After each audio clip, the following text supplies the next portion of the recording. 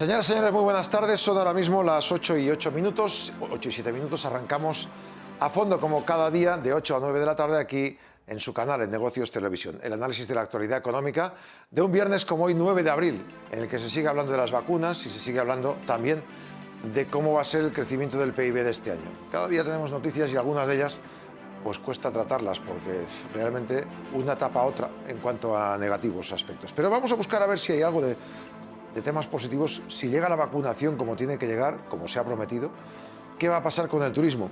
Tenemos el placer de saludar hoy al vicepresidente ejecutivo de Esteltur. Es una de las alianzas más potentes en España de todas las empresas, todos los sectores vinculados al turismo. José Luis Toreda, muy buenas tardes. Buenas tardes. La vacunación se ha convertido en la tabla de salvación para el turismo. El matiz está en saber si se cumple lo que dice el presidente del gobierno y se vacuna a la gente a final de agosto, si nos vale para la temporada turística. ¿Usted qué opina? Bueno, yo creo que las declaraciones que hizo el otro día el presidente tenían un cariz mucho más político-social, de tranquilizar o de tratar de dar a la sociedad española una esperanza de que el proceso de vacunación ya está en marcha y de alguna manera tiene un horizonte finito a final de agosto.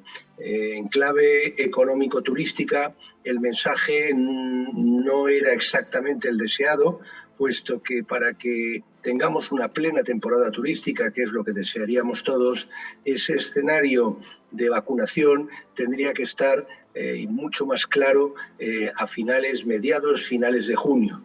Bien, es verdad que no hace falta, en principio, que sea el 70% de toda la población española vacunada para que resurja y remonte el turismo. Será la conjunción de los niveles de vacunación que podamos tener en esa segunda decena de junio con la esperada caída de la tasa de contagio.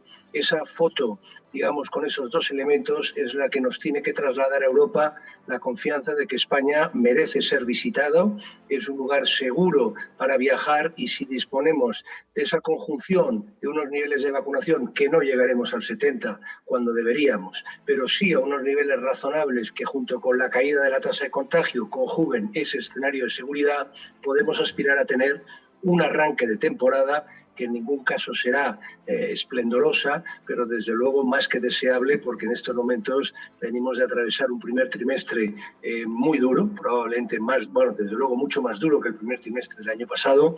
El segundo trimestre es un trimestre de tránsito y las empresas españolas estamos ya llegando a unos niveles agónicos muy considerables, y necesitamos que el turismo empiece a llegar en julio como agua de mayo. Imaginemos, señor Toreda, que pudiéramos programar zonas burbuja, como pasó con, por ejemplo, Canarias en su momento, que no tenía apenas pandemia, o Asturias en verano. Y dijimos, vamos a traer extranjeros. Claro, nuestro principal atractivo, o sea, nuestro principal cliente es inglés, que están más vacunados que nosotros, pero el resto, Alemania, Francia y otros países de la Unión Europea, están como nosotros. ¿Cómo se puede atraer a esas personas si ellos tampoco están vacunados en su gran mayoría?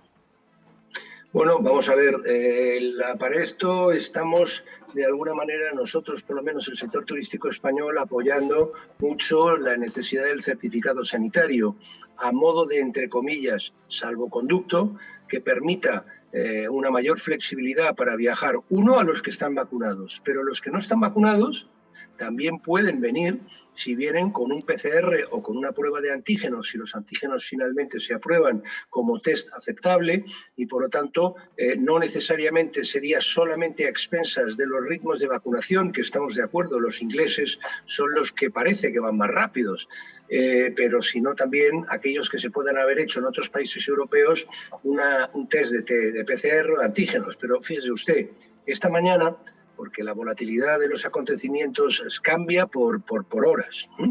Este lunes que viene estábamos todos ansiosos de esperar que el señor Johnson iba a dar de alguna manera unas pistas de que los ingleses iban a empezar a poder viajar. ¿Cuándo? Pero de alguna manera con una cierta inmediatez. Bueno, pues hoy ha llegado un chasco y un jarro de agua fría, porque los principales grupos operadores ingleses a primera hora de la mañana han anunciado que, debido a la enorme inseguridad de cómo el gobierno inglés piensa afrontar la apertura y la movilidad, más bien leyéndola en clave restrictiva que no, digamos, alentadora a los viajes, retrasan hasta el 24 de junio el arranque y la puesta en marcha de toda la operativa de los viajes de ingleses a España. Estamos hablando de un 20% de turistas, ¿no?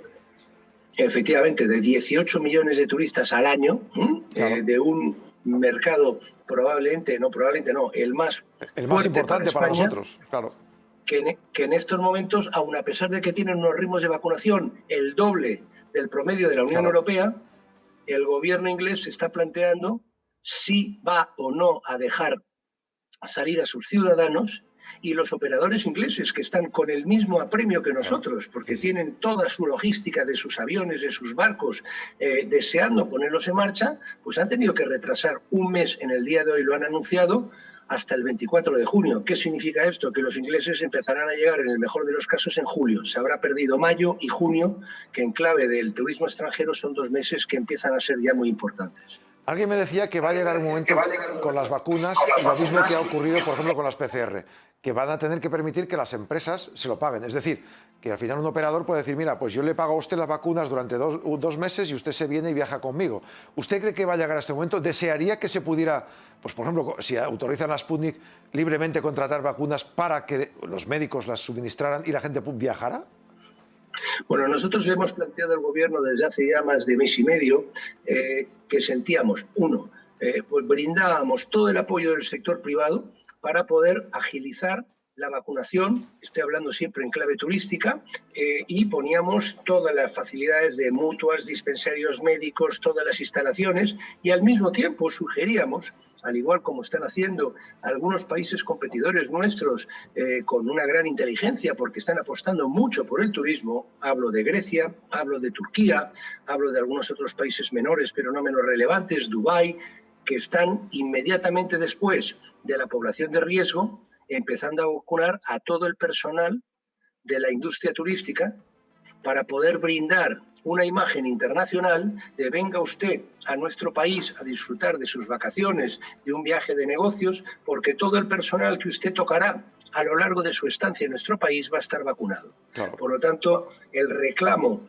de poder utilizar una vacunación al propio sector turístico, después obviamente de todos los colectivos de riesgo, es algo que le hemos ofrecido al gobierno, y también le sugerimos al gobierno que en la medida en que es clave para que pueda resurgir con una cierta seguridad la actividad turística este verano, porque no podemos pasar otra temporada de verano en blanco, también insinuamos la posibilidad de, siempre y cuando la Agencia Europea del Medicamento lo aprobara, de poder aspirar a tener, como parece que está empezando ya Alemania, Austria, a comprar la vacuna Sputnik. En resumen, si es importante para la sociedad española el poder estar vacunado lo antes posible y tener unos niveles de confianza sanitario, en primer lugar, por la propia necesidad de nuestra propia sociedad, no le quiero ni contar lo determinante que es para poder aspirar a recibir turismo extranjero.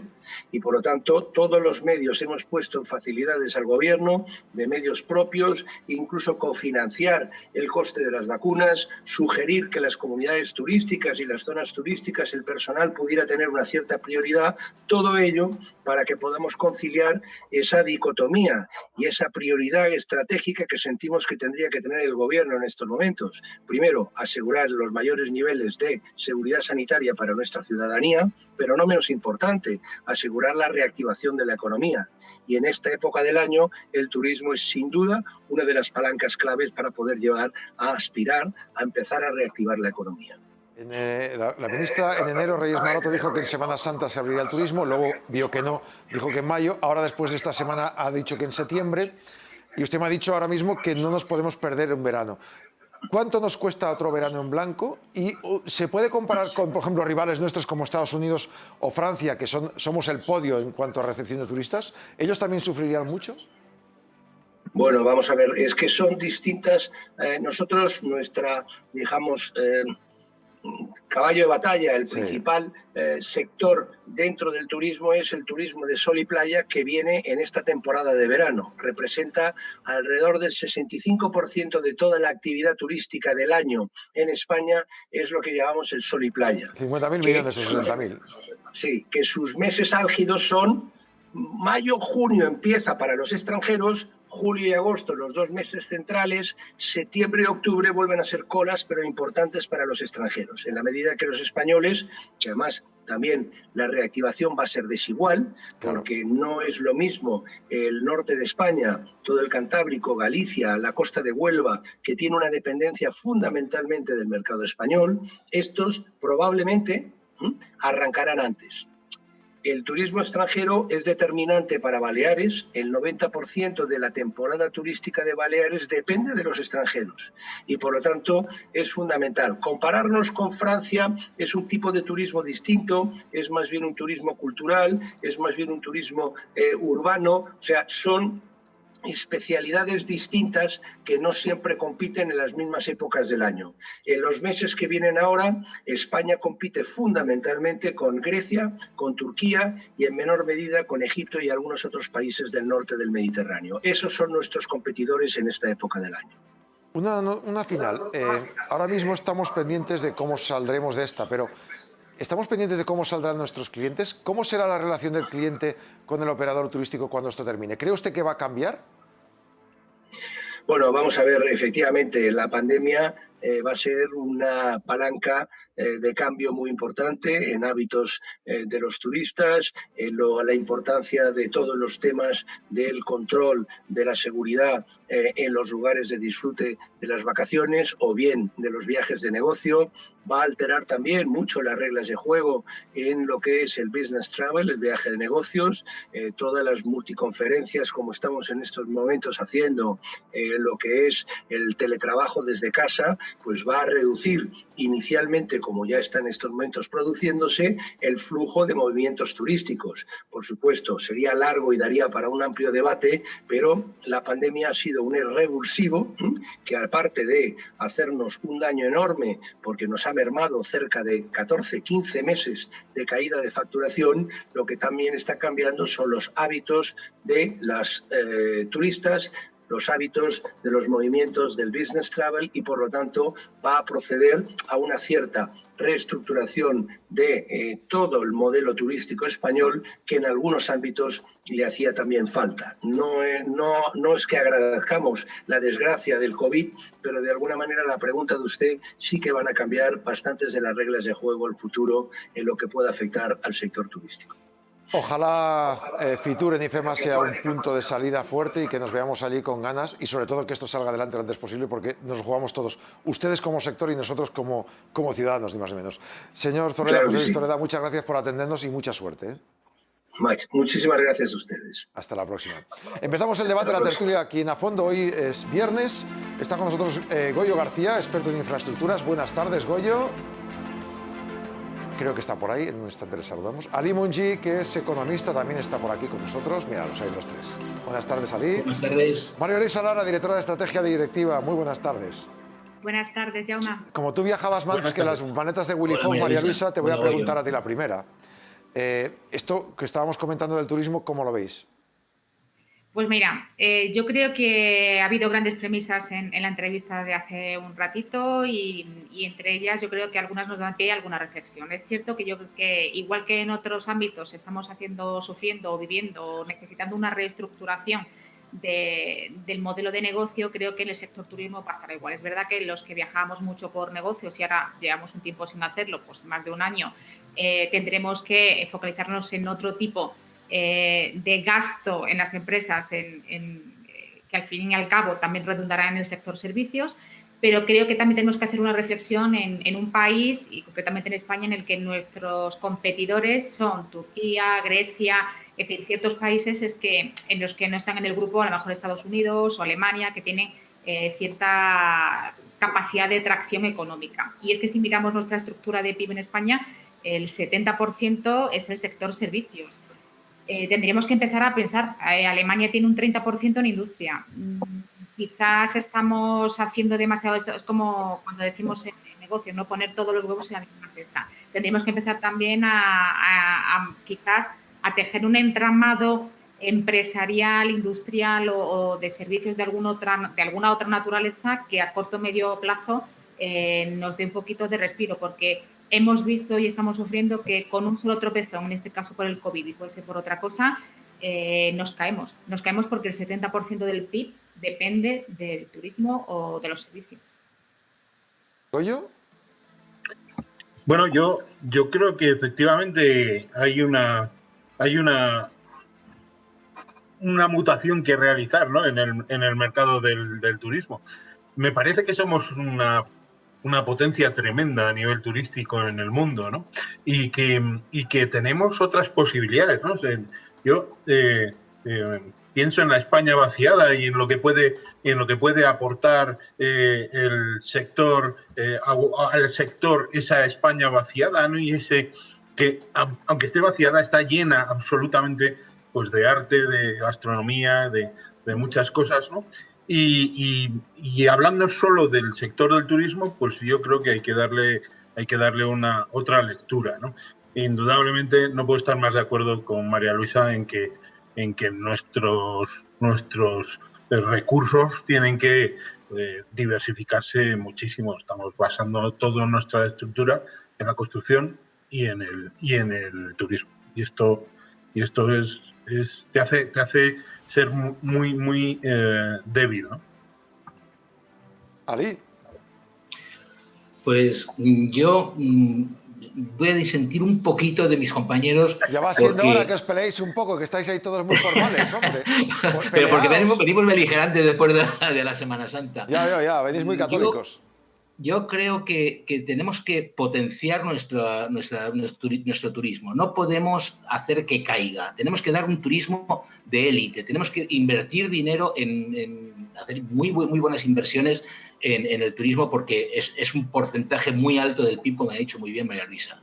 Lo que sí es cierto es que hemos sido buenos construyendo armas. Hemos sido muy buenos construyendo astilleros, en astilleros. Hemos tenido unas industrias fenomenales que las hemos dejado morir. Sí tenemos que empezar a hacer cosas en la industria, por supuestísimo, pero tenemos que seguir compitiendo, y creo que esta pandemia lo que nos ha ayudado a ver a todos, desde la persona que sirve los cafés en las mesas hasta los grandes empresarios hoteleros y hosteleros, que tenemos que cuidar al cliente totalmente. Tenemos que darle un servicio exquisito, de limpieza, de organización, de todo tipo. O sea, es una oportunidad que nos brinda, desgraciadamente, con esta porquería de virus, pero que nos brinda para poder mejorar muchísimo nuestro servicio, que ya era excelente, pero tenemos una oportunidad perfecta para poder mejorar. Chicos, hay que empezar a buscar soluciones, porque este año, lo ha dicho la ministra hoy, las previsiones se nos caen. Y como se nos caen, Ali, tú que eres economista, cuéntanos qué hay que hacer, pero si te bajan 2 puntos, o casi 3, del 7,5 al 9 te quedas en el 6, 6,5, es mucho dinero que hay que retocar. ¿Se puede pasar el año con estos presupuestos ahora mismo? Mira, Jaume, yo lo que te digo... Perdona. Dime, te estoy escuchando y te vemos. Vale. Lo que yo creo es que tenemos un problema con un gobierno que tenemos, y es que jamás se anticipa a nada. O sea, en los años que llevan funcionando van al tran-tran. Cuando necesitamos una ley que tenga un gran contenido ideológico, son los primeros en votarla, en llevarla al Parlamento, como por ejemplo la de educación y tal. Pero cuando tenemos que anticiparnos a una serie de cosas, como por ejemplo el tema de la economía, que teníamos que haber hecho cosas desde hace ya muchísimos meses, como por ejemplo las ayudas directas a los empresarios. Por ejemplo, ahora estamos empezando a ver todo el tema de los impuestos del ERTE, pero es que no se podía haber hecho algo antes para que no hubiera este problema de que tuvieran que pagar más impuestos las personas que están en el ERTE. Es que siempre falta previsión, siempre parece que vamos a ver cómo poder solucionar un problema cuando ya está aquí. Y eso es lo que yo creo que es lo que nos va a pasar. Efectivamente, el presupuesto, no tiene, y ellos lo sabían desde el principio, que sus previsiones estaban absolutamente infladas, y los gastos, el problema es que no han dejado de gastar, porque el gasto se ha multiplicado a lo bestia. Y yo siempre digo lo mismo, es que si alguno de estas personas hubiese estado en una empresa, a lo mejor habrían oído hablar del presupuesto en base cero, que no sé si sabrán lo que es o no saben lo que es, pero Concho, tenemos una cantidad de dinero despilfarrado anualmente y no son capaces de decir, no vamos a gastarnos en cosas que no nos interesan y vamos a dedicar este dinero a hacer lo que tenemos que hacer. Y eso es lo que a mí me enfada muchísimo. Va sonriendo María Luisa. Sí, Ali, quizás a colación de lo que hablabas de gestores que han estado en la calle, en la vida real, en una empresa, saco también a colación de esto, que es como el ABC de cualquier gestor, que los objetivos tienen que ser realistas, alcanzables y medibles. Entonces, bueno, lo de realistas, yo creo que ni las previsiones en PIB ni los presupuestos son realistas. Lo de alcanzables, creo que tampoco. Y lo de medibles, el papel es muy sufrido. Entonces, hoy mido por aquí, hoy mido por allí. Entonces, realmente, según quien haga ese análisis o esos indicadores, esos KPIs, y al final dice, pues mira, lo hago por cápita, lo hago por... Es muy complicado darle cierta credibilidad a todo lo que nos presentan desde los equipos de gobierno. Sí, yo creo que lo de la improvisación es una cosa a desterrar y que está como muy metida, ¿no?, en la forma de trabajar de este gobierno, que vive de declaraciones, pero sin una base real, ¿no? Dice, la ministra ha dicho hoy, dice, pues, hombre, estos señores dicen que el 2026 todavía estaremos en el 14,4 de paro, pero nosotros creemos que no, que lo haremos mejor. Dice, pero son 5 años, con la creencia no vamos a ninguna parte. 5 años. Usted por qué. Cuénteme usted en qué basa esa afirmación, ¿no? Y nadie se lo exige o nadie dice tal. No, lo va a presentar el presidente del gobierno en el Congreso de los Diputados en su momento. Bueno, pues nada, mientras viviremos de la esperanza, ¿no?, de que de verdad haya algo pensado. Si se confirma, ¿no?, lo que estamos diciendo ahora en tremendo. turismo, por ejemplo, con el señor Zoreda, cada mes que se atrase la vacunación genérica general para toda Europa, por ejemplo, cada mes que estés sin cartillas de vacunación son meses económicamente que pierdes. Ahora mismo se han retocado hoy unos presupuestos hasta marzo, pero hay que esperar a agosto a ver cómo estamos. Igual hay que retocarlos en septiembre diciendo que es que nos hemos comido medio año también mal, ¿no? Y luego, además, yo creo que, Jaume, la descoordinación informativa que nos llega desde las comunidades autónomas y el Gobierno central. Sí. Primero nos dicen que se pueden comprar vacunas fuera del acuerdo que ha hecho la Unión Europea con cada una de las farmacéuticas. Luego nos dicen que no. Si nosotros miramos realmente, Hungría compró y está vacunando desde febrero con Sputnik, con la rusa. Ahora parece que a uno no le gusta que Andalucía o que Madrid que estén hablando con los rusos.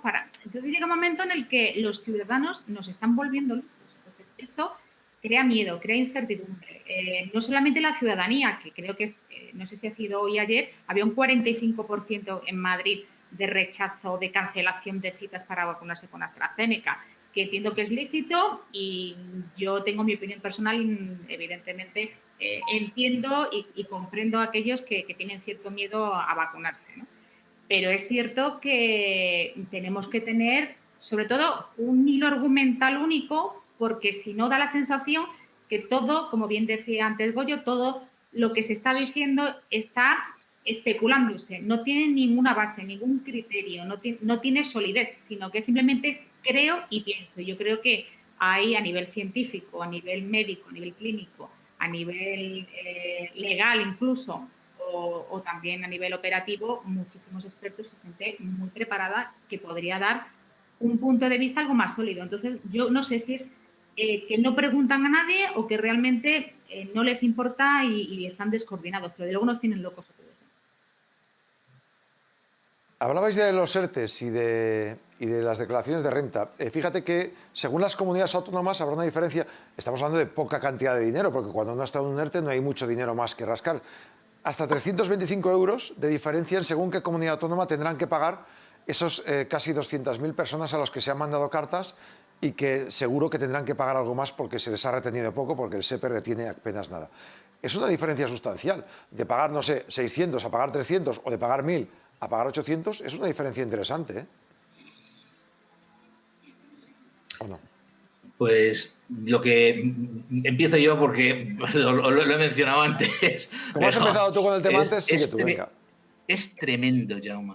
es tremendo que en época de pandemia, en época de que estos hombres y mujeres han estado en casa, que les han dicho que se fueran porque no podían seguir trabajando en condiciones normales, que estén pagando y porque tengan 2 pagadores, que lo tienen que declarar y dependiendo del número de euros, el volumen de euros que hayan cobrado, tendrán que pagar más o tendrán que pagar menos. Pero bueno, es que no podían haber pensado y haber dicho, los que estén en ERTE y los que cobren de 2 pagadores, es como si pagara 1 y ya está, porque es lo mismo, es el mismo concepto. Es el concepto del sueldo, pero que te lo pagan 2 personas porque están en su casa. Exacto, realmente. Pero es que además han cobrado con menos. El agravante, perdón, Ali, de que uno de ellos es la administración. Claro. O sea, que uno de ellos no son 2 ajenos, uno de ellos son ellos mismos. Es que es todo un despropósito. Es de verdad, yo cada vez que leo algo, es que me pongo de los nervios. Pero esto es algo que siempre ha ocurrido así, ¿eh? Tú te ibas al paro y siempre te pasaba esto. Y dices, cuando estoy en el paro más tocado, resulta que cobro menos que el año pasado y me toca pagar. No lo entiendo. Y sí, teóricamente te toca, pero es que no es normal.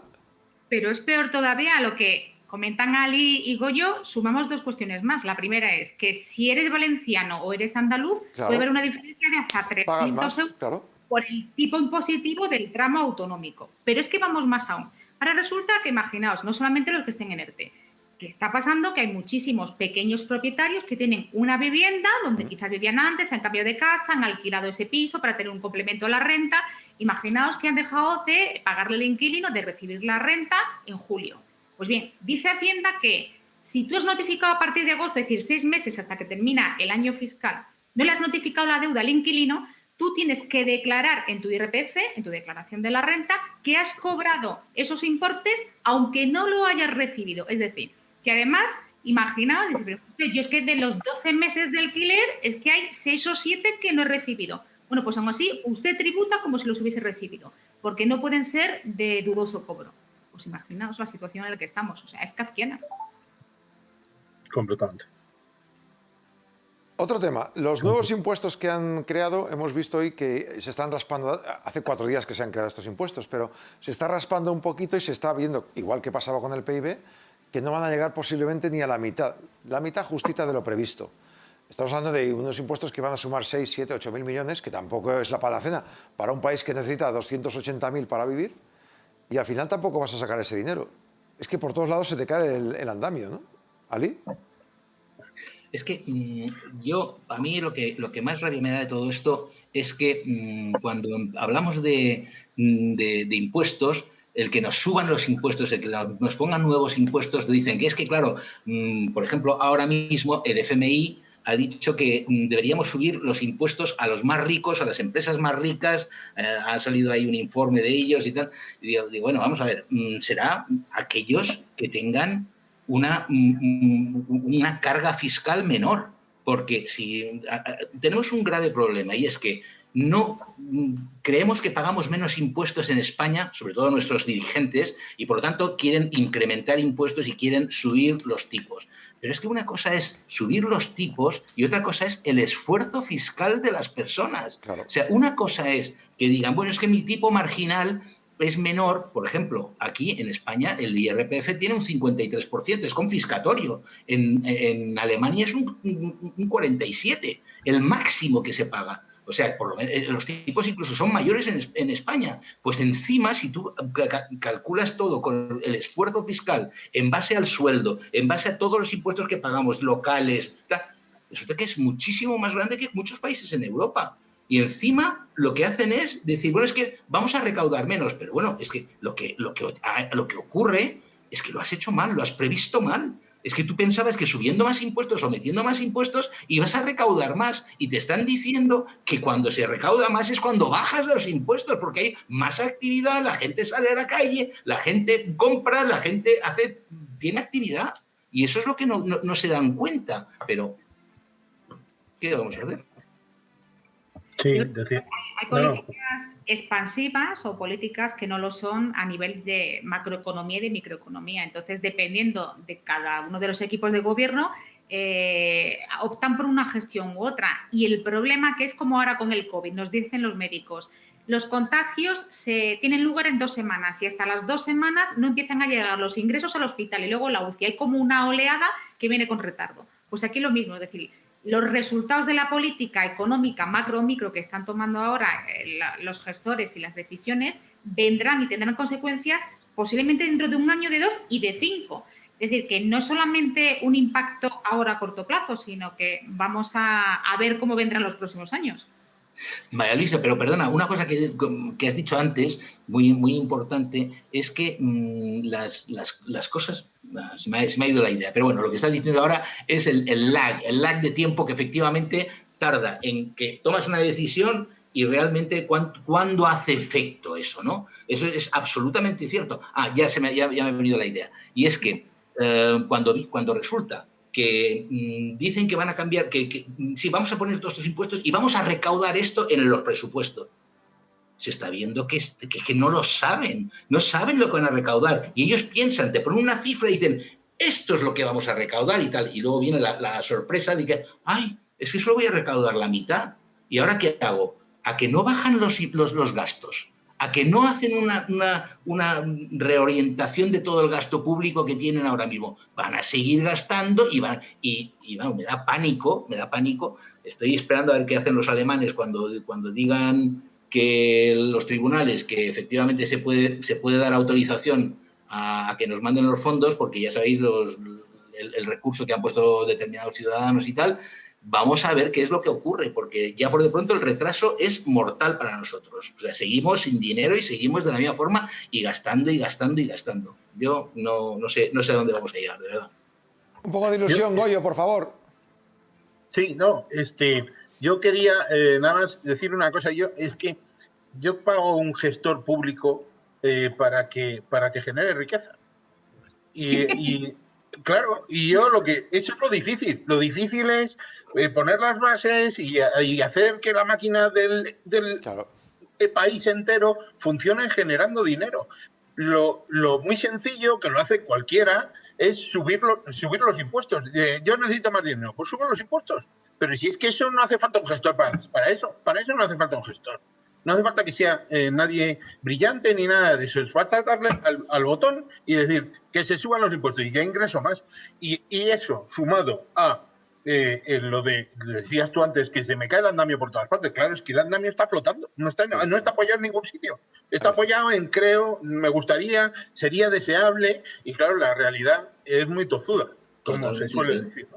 Conoceréis además vosotros, igual que yo, un dicho que posiblemente también Jaume haya oído en pasillos a nivel de directivos, en los que, mira, va muy a colación de lo que comentaba Ali del tipo impositivo de las altas rentas, porque ahora parece que ganar más de 60.000 euros brutos al año, pues ya eres rico en este país. Y lo que haces es darte muchos madrugones para irte a las 6 de la mañana al aeropuerto. Pero bueno, aparte de esto, a veces haces cálculos, hay un dicho muy común y muy conocido por todos que dice, mira, yo de enero a mayo trabajo para el gobierno y para el resto.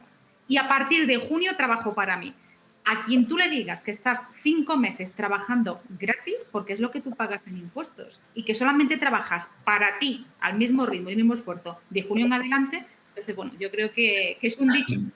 María Luisa, te has quedado corta. Son 7, yo creo. Son 7 meses lo que trabajamos para el gobierno. Yo iba a decir lo mismo. Yo creo que son 7. Pero... He sido prudente. No, porque María Luisa le ha puesto solo... María Luisa le ha puesto el IRPF, pero si le metes el IVA a todo lo que consumes, más el numerito del coche, más las basuras, más tal, al final sí que efectivamente... digo yo, Goyo, en este caso, lo del estado de alarma, los jueces han avisado... Ya avisaron los partidos. Yo recuerdo que Pablo Casado, en la segunda prórroga de estado de alarma, le dijo al presidente del gobierno, hay que cambiar esto, porque no puede ser que vayamos cada día a la justicia ni estemos en estado de alarma todo el año. Prometió Carmen Calvo, vicepresidenta, en mayo, que lo iban a cambiar. Hoy he visto, que a mí me ha provocado hasta vergüenza, al ministro del ramo, el ministro de las leyes, diciendo algo así como que, claro, que es que esto no se puede hacer esto no se puede hacer de hoy para mañana, ¿qué se han creído? Pero, señor, si llevamos 13 meses esperando que ustedes lo hagan. Y los jueces ya han avisado y han dicho esta mañana que, oiga, que es que esto, a partir del 9 de mayo, vamos a tener muchos juicios y muchos juzgados colapsados con este tema. Una avalancha absoluta. Y si a eso le sumamos el estado de nuestro poder judicial o del sistema judicial, entonces ya apaga y vámonos. Ya va a ser un colapso un colapso absoluto. Pero vamos, por poner una cuestión de plazos, el otro día una ministra dijo que se esperaba que los ordenadores para los chavales que tienen bajos recursos pues llegaran ya en julio o en junio, o sea, y le parecía muy interesante, muy importante. Se reía, encima se reía la ministra. Sí, sí, sí. Lo decía de broma. Sí, vas a llegar ahora en mayo. Ojo, que va a llegar creo que el 12 o el 13% de los prometidos. Y solo a 3 comunidades del PSOE y una del PP. Lo considero un éxito. Bueno, pues esa es la medida. Bueno, este es el patrón con el que se mide todo. Pero por solidarizarnos un poquito con la judicatura y con el sistema, con el Poder Judicial en España, a mí me consta que ya no en el orden social, que con todo esto de los despidos, de los ERTE, se están haciendo señalamientos pues cuando pueden. Pero es que en el orden civil tú tienes cualquier problema, incluso un desahucio, un problema de impago, cualquier problema, y está habiendo ya en algunos juzgados señalamientos para dentro de 1, 2 y hasta 2 años y medio. Es decir, que si tú tienes cualquier problema tienes que esperar 2 años y medio, y no es por un problema de lentitud en sí de la justicia de procedimiento, sino que no hay medios. Sí que es cierto que ahora creo que se ha publicado hace ya algún tiempo el anteproyecto de ley de eficiencia procesal que de alguna forma va a forzar o a sugerir o a proponer que ciertos casos tengan que pasar o bien por mediación o por algún tipo de justificante en el que tú has intentado que la controversia o que el litigio no llegue al juzgado. Pero bueno, vamos a ver si la ley queda al final como tiene que quedar, porque muchas veces también sabes que en la redacción lo mismo queda todo en intenciones y luego simplemente justificar que has intentado llegar a un acuerdo es un correo electrónico entre los dos abogados en términos amigables y seguimos saturando los juzgados. Pero entre eso y los pobres del Consejo General del Poder Judicial, que si ahora sí que el Poder Ejecutivo y Legislativo quiere entrar en el Poder Judicial o no, pues yo creo que volvemos otra vez a topar aquí con el problema de la política, ¿no?, que hablábamos antes. Absolutamente. Desde luego, de todas formas, tenéis que tener en cuenta una cosa. Pobrecillos los miembros del gobierno. Solo han tenido un año para cambiar las leyes y para poder adecuar. Porque, claro, a lo mejor es que no pensaban que se iba a terminar en un momento determinado el estado de alarma. Y entonces, como a lo mejor pensaban que iba a durar otro año, otros 2 años más, por eso no se han puesto a hacer absolutamente nada con el tema. No tiene ningún sentido. O sea, que en un año no hayan sido capaces de hacer una ley que ampare a las comunidades autónomas para que puedan hacer las cosas que tienen que hacer sin necesidad de que haya un estado de alarma. Es lo que hablamos antes de la improvisación. O sea, es que ellos improvisan todo lo que no es ideológico y porque la ley de eutanasia ha salido, está saliendo la ley de educación, eso sí da tiempo a hacerlo. Lo que no da tiempo es a regular adecuadamente la vida de los españoles para que puedan ir mejorando por el tema del COVID, para que las empresas puedan seguir ganando dinero, para que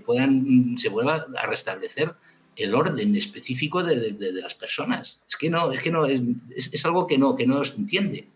Y luego la vara de medir, porque si vemos la relación administración-administrado, cuídate mucho de no pagar autónomos, de no pagar el IRPF, de no pagar el IVA, de no pagar lo que sea. Entonces estamos asustados realmente porque tenemos una espada de Damocles, porque la administración tiene capacidad coercitiva con los ciudadanos. Pero ¿qué pasa con el silencio administrativo? Tú solicitas algo, envías un recurso de alzada, no te contesta. Yo empiezo a ver muchísima indefensión en esa relación administración-administrado. ¿Qué hacemos los ciudadanos con esta administración que pagamos también entre todos? Alguien tendrá que darnos una solución a esto, ¿no? No solamente, como digo yo, siempre todo para el mismo lado. Un apunte final, nos quedan 5 minutos, pero creo que es interesante saber que 2 cosas. Una, que Sánchez acaba de afirmar ahora mismo, bueno, hace un par de horas, que bueno, está en África y en África le ha venido un poco el gusanito, ha empezado a mentir, a decir que Madrid mentía con los muertos y con los contagiados de COVID, cuando todo el mundo está pendiente de la lista de los desaparecidos en toda España, que no son 70 sino 100.000. Bueno, la última es que Sánchez se abre a comprar la vacuna Sputnik, eso sí, bajo el paraguas europeo. Paraguas intuyo que es que la Unión Europea diga que se puede comprar. Puede que en ese momento todas las comunidades vayan como locos y se quede él sin vacunas, ¿no? Bueno, no, sin vacunas no, porque las pondrán las comunidades, claro, él se queda la parte. Pero es curioso, ¿no? Y no sé si Ali o Goyo tienen más información al respecto, la vacuna sí se puede comprar. fuera, es decir, hay un acuerdo de la Unión Europea con distintas casas, compañías farmacéuticas, pero sí que es cierto que no hay ninguna limitación para que un país unilateralmente lo haga. De hecho, yo creo que nuestro presidente del gobierno es que ha visto a Merkel y ha dicho, bueno, pues si Merkel lo hace ya me parece bien. Entonces va al detrás, porque hoy ya nos hemos enterado que Merkel también está en conversaciones. Pero hasta donde yo sé, es legítimo. Es decir, cualquier país puede, lo que no puede hacer es salirse del acuerdo que tiene la Unión Europea con estas compañías, pero complementarlo. Claro. Sí, hasta donde yo sé. O sea, que llegará un momento que, por ejemplo, mi jefe puede decir, compro vacunas y que me las pongan a mis trabajadores. O tu jefe. Y entonces, teóricamente, llegaremos a eso, ¿no? Esperemos. No estaría mal. No estaría mal. Al final, Pero todo lo que lleve a vacunar al mayor número posible de gente en la menor cantidad de tiempo es positivo, ¿no? Bueno, Ali, no porque Pero, no tiene jefe. perdona, pero María Luisa, no ha sido Merkel, ha sido Ayuso, que la han Ayuso pillado. y luego Merkel. Merkel también, Pero la ha copiado. Sí, Merkel la ha pero copiado. fue Ayuso, eso lo hemos sabido después, pero primero hemos sabido que Ayuso estaba negociando y eso no lo puede consentir, hombre, por Dios. Efectivamente, esto es como los niños pequeños, que mi hermano tiene un helado y yo no, pues yo otro y más grande. Pues esto, los políticos Así es. somos niños, Así es. efectivamente. Y Sí. yo más. Sí, sí, Y yo más. Y yo o más. tú más. Vale, Yo vale. más o tú más, según el mensaje. Bueno, Pero Dime. si dejamos lo que hablábamos antes de la improvisación, si ellos hubiesen dicho, bueno, vamos a ponernos en contacto con esta gente para que en el mismísimo momento en que apruebe la EMA el medicamento, vamos a tener un acuerdo de compras de 10 millones con el precio acordado y en cuánto tiempo nos lo van a suministrar. Claro. Pero ¿dónde están? ¿Dónde están todos esos acuerdos, esas negociaciones? Es que es el esperar, lo que os decía antes, ir al tran-tran. O sea, primero que pasen las cosas y luego actuar. Pero hay otra cosa que a mí realmente me duele más, como ciudadana y como española. Nosotros tenemos a De Juanes, que es un señor que está del CSIC, que estaba ya casi, bueno, yo no sé si estaba jubilado Sí, o sí, estaba 70 años tendrá o así, más o menos. y 70, ha vuelto, ha tenido la deferencia de volver, porque es de los, yo no sé si el mejor experto que tenemos en conocimiento de coronavirus en el mundo, o sea, ya no solamente en España ni en Europa. Y están creando, y están ya creo que en fase preclínica, una vacuna fantástica española. ¿Qué hace el gobierno que no está proclamando los cuatro vientos, que en diciembre vamos a tener ya en el mercado una vacuna que va a ser larga? Eso iba a decir. ¿Y la financiación? ¿Han financiado algo? ¿Le han dado algo de dinero? O sea, Posiblemente ni EPIs. De hecho, el es otro que día ese es el problema. El problema está. hablé con uno de los investigadores que están con el tema de la vacuna y no les han vacunado a ellos. Están con el tema de analizando el virus. Dice, hombre, nosotros estamos expuestos al virus igual o al mismo nivel que un sanitario y no les han querido vacunar. Son del CSIC. ¿Para qué? Pues deberíamos estar promocionando pues lo que tenemos y no lo estamos promocionando. Yo creo que deberíamos hacer una campaña importante de publicidad, porque al final eso son ingresos que vienen también para el país, prestigio. Pues aquí estamos. Qué triste. Bueno, siempre nos Hoy queda... estamos, Jaume, ves que estamos muy alineados. Os veo alicaídos. Siempre nos muy quedará la pesimista, cerveza. muy pesimista. El próximo día, mucho más optimismo. Que sepáis que... Dejadme solo un pequeño comentario, una cosa que ha dicho María Luisa antes, lo de la asimetría de la administración con el ciudadano. Yo creo que ahí hay un paso muy claro que llevo muchos años hablando de él y es la responsabilidad del funcionario. Es decir, que un señor firme una cosa y se haga responsable de lo que firma, pero responsable a todos los niveles. Esto cambiaría mucho las cosas. Claro, sí, sí. Pero el marco legislativo lo protege. Al final, si tú tienes un plazo para responder y no respondes, tú puedes hartarte a enviar documentos a la administración y no te responde. Pero yo sí que como no respondas tú, empieza a asustarte y a correr. Pues sí, efectivamente. Un gran desequilibrio. Así es. Bueno, chicos, creo que la semana que viene estaréis con más brío y más ánimo, seguro. Hoy estáis alicaídos, veo tristes. Y la verdad es que las noticias no acompañan mucho. Pero bueno, os dejo la última.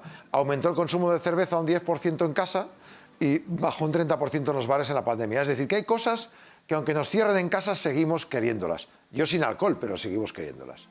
Pero somos bebedores sociales. Exacto. Bueno, también, no bebedores de cualquier tipo. Pero hacíamos así, con la cervecita, con pues la cañita. hay que por videollamada. Hay que fomentar la compra de cervezas y la compra aunque sea en casa, con tu pareja o con tu familia o lo que sea. Hay que potenciar eso porque no podemos permitir que pierdan más dinero estos señores. Desde luego que sí, claro que sí. Compañeros, muchas gracias y hasta la próxima. Que vaya muy bien a los tres. Feliz fin de semana. Muchas Igualmente, Jaume. María Adiós, Luisa. María Luisa. Adiós.